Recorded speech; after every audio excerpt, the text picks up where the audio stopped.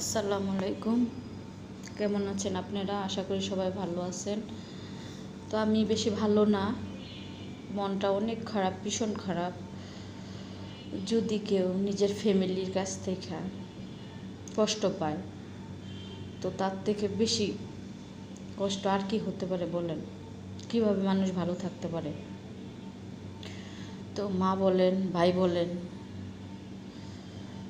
সবাই স্বার্থের জন্য পাগল। একমাত্র আল্লাহ ছাড়া কেউ আপন না এই দুনিয়ায়।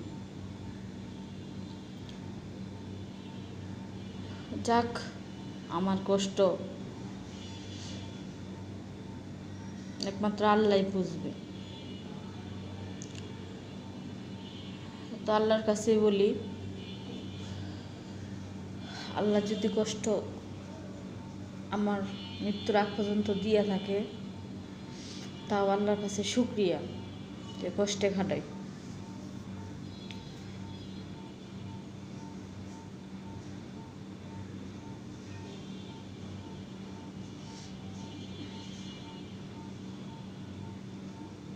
তো আপনারাই বলেন, যদি কোনো ফ্যামিলির কাছে কষ্ট পায় বা আপনারা কষ্ট পান, তখন কেমন লাগবে?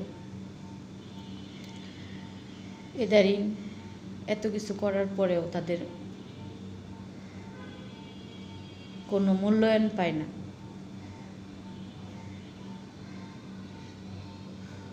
ঠিক আছে, মূল্যায়নের দরকার নাই, সেই জন্য অনেক মায়া ছিল, তো আস্তে আস্তে কষ্ট পাইতে পাইতে মায়া জিনিসটা ভিতর থেকে চলে যাইতেছে। তো আমি কখনো সকালবেলা অফিসে আসি না, তো আজকে সকালবেলা অফিসে আসছি। তো সবাই দোয়া করবেন, কষ্টে হোক সুখ হোক, আমার এইভাবেই যেন জীবনটা কেটে যায়। মৃত্যুর পরে যদি আল্লাহ একটু সুখ দেয়, তো তাও আল্লাহর কাছে শুকরিয়া।